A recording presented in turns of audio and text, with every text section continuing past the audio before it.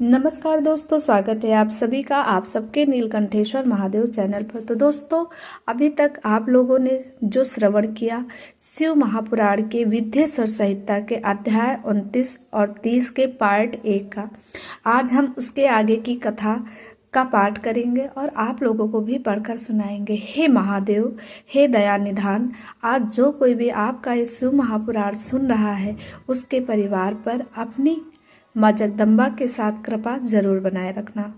उस युद्ध में जब स्वयं महेश्वरी देवी भद्रकाली भी 100 भुजा धारण करके शिव जी के साथ चली, वे उत्तमोत्तम रत्नों से बने हुए विमान पर अरूढ़ थी। उनके शरीर पर लाल चंदन का अनुलेप लगा था और लाल वस्त्र शोभा पा रहा था। वे हर्षमग्न होकर हंसती नाचती और उत्तम स्वर से गान करती हुई अपने भक्तों के अभय तथा शत्रुओं को भय प्रदान कर रही थी। उनकी 1 योजन लंबी भीषणाकार जुहा लपलपा रही थी।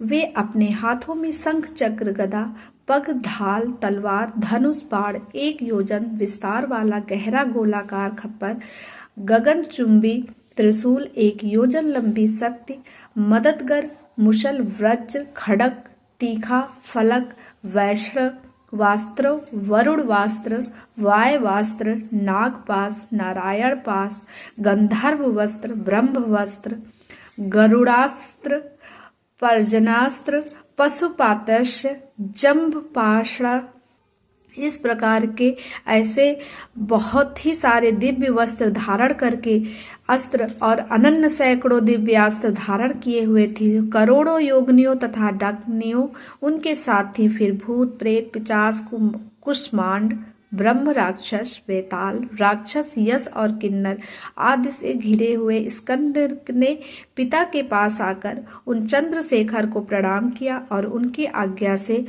पार्श्व भाग में स्थित होकर सहायक का स्थान ग्रहण किया। तदंतर रुद्र रूपधारी शंभु अपनी सारी सेनाओं को एकत्रित करके शंखचूड़ के साथ लोहा लेने के लिए निर्भयता पूर्वक आगे बढ़े और देवताओं का उद्धार करने के लिए चंद्रभागा नदी के तट पर मनोहर वट वृक्ष के नीचे खड़े हो। व्यास जी उधर जब शिवदूत चला गया तब प्रतापी शंखचूड़ ने महल के भीतर जाकर तुलसी से वह सारी वार्ता कह सुनाई। शंखचूड़ ने कहा, देवी, शंभु के दूत के मुख से रण निमंत्रण सुनकर मैं युद्ध के लिए उगत हुआ हूँ और उनसे जूझने के लिए मैं निश्चय ही जाऊंगा। तुम इसके लिए मुझे आज्ञा दो। यो कहकर उस ज्ञानी ने अपनी प्रिया को नाना प्रकार से समझाया। फिर ब्रह्म मुहूर्त में उठकर प्रातः कृत्य समाप्त किया और पहले नित्य कर्म पूरा करके बहुत सा दान दिया। तत्पश्चात अपने पुत्रों को संपूर्ण दानवों के राज्य पर अभिषिक्त करके उसे अपनी भार्या राजस्व और सारी संपत्ति समर्पित कर दी। पुनः जब उसकी प्रिया तुलसी रोती हुई उसकी रण यात्रा का निषेध करने लगी तब राजा शंखचूड़ ने नाना प्रकार की कथाएं कहकर उसे ढाढ़स बंधाया। तदंतर उस समादूत दानवराज ने कवच धारण करके युद्ध करने के लिए उगत हो अपने वीर सेनापतियों को बुलाकर उसे आदेश देते हुए कहा। शंखचूड़ बोला, सेनापति, मेरे अभी वीर जो संपूर्ण कार्यों में कुशल और समर में शोभा पाने वाले हैं, आज कवच धारण करके युद्ध के लिए प्रस्थान करेंगे। सूरवीर दानवों और दैत्यों की 86 टुकड़ियां तथा बलशाली कंकों की निर्भीक सेनाएं अस्त्र शस्त्र से सुसज्जित होकर नगर से बाहर निकले। करोड़ों प्रकार से पराक्रम प्रकट करने वाले जो असुरों के 50 कुल हैं, वे भी देवों के पक्षपाती शंभु से युद्ध करने के लिए प्रस्थित हो। मेरी आज्ञा से धौर्मों के सुकुल भी कवच से विभूषित हो। शंभु के साथ लोहा लेने के लिए शीघ्र ही निकले। कालकेयों मौर्यों हरदों तथा कालकों को भी मेरी यह आज्ञा सुना दो कि वे रुद्र के साथ संग्राम करने के लिए रण सामग्री से सुसज्जित हो चले। सनत कुमार जी कहते हैं, मुने, सेनापति के यो आदेश देकर असुरों का राजा महाबली दावेंद्र शंखचूड़ शास्त्रों प्रकार की वस्तु बहुत बड़ी सेनाओं से घिरा हुआ नगर से बाहर निकला। उसका सेनापति भी युद्ध शास्त्रों में निपुण, महारथी, महान, सूरवीर और रणभूमि में रथियों में अग्रणी था। इस प्रकार युद्ध स्थल में वीरों को भयभीत कर देने वाला वह दानवराज 3 लाख अक्षौहिणी सेनाओं पर शासन करता हुआ शिविर से बाहर निकला और उत्तमोत्तम रत्नों द्वारा निर्मित विमान पर आरूढ़ हो गुरुजनों को आगे करके युद्ध के लिए चल पड़ा। आगे बढ़ने पर वह पुष्पभद्रा नदी के तट पर सिद्धाश्रम में जा पहुंचा। वहां एक मनोहर वट वृक्ष विराजमान था। वह सिद्ध क्षेत्र सिद्धों को उत्तम सिद्ध प्रदान करने वाला था। पुण्य क्षेत्र भारत में वह कपिला का तथा स्थान कहलाता था।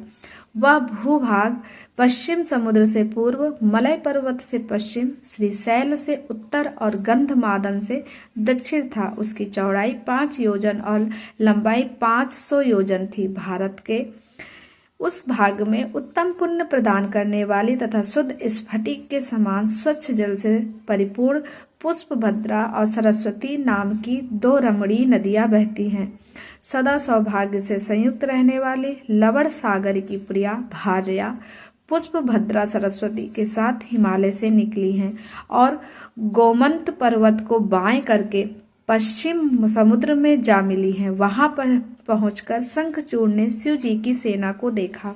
मुने उसने पहले शिव जी के पास एक दानवेश्वरों को दूत के रूप में भेजा। उसके शिव जी से युद्ध न करने के लिए कहा और शिव जी ने उसे देवताओं का राज लौटा देने की बात कही।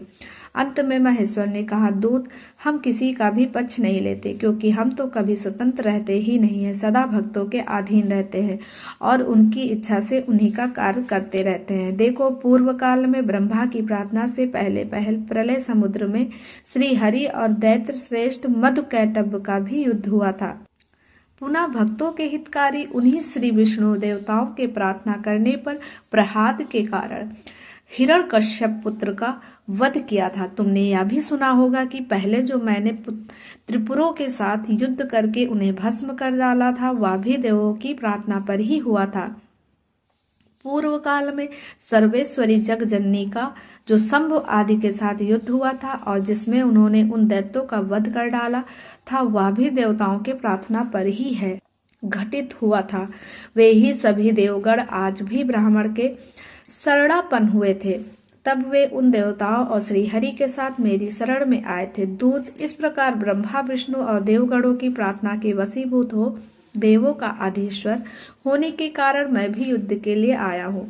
तुम भी तो महात्मा श्री कृष्ण के श्रेष्ठ पार्षद हो। अब तक जो जो दैत्य मारे गए हैं, उनमें से कोई भी तुम्हारी समानता नहीं कर सकता। इसीलिए राजन, देव कार्य की सिद्धि के लिए तुम्हारे साथ युद्ध करने में मुझे कौन सी बड़ी लज्जा होगी। अर्थात कुछ नहीं, क्योंकि मैं ईश्वर हूँ और देवताओं ने मुझे विनय पूर्वक भेजा है। अतः तुम जाओ और शंखचूड़ से मेरी बात कह दो। वह जैसा उचित समझेगा वैसा करेगा। मुझे तो देवताओं का कार्य करना ही है। यूं कहकर कल्याणकर्ता महेश्वर चुप हो गए। तब शंखचूड़ का वह दूत उठा और उसके पास चला गया। तो दोस्तों, यहाँ पर समाप्त हुआ 29 और 30 का संपूर्ण अध्याय। अब इसके आगे की कथा हम जानेंगे 31वें अध्याय में। तो दोस्तों, अगर आप लोगों को जरा सा भी ये वीडियो महादेव की कथा पसंद आई हो तो हर हर महादेव जरूर लिखिएगा।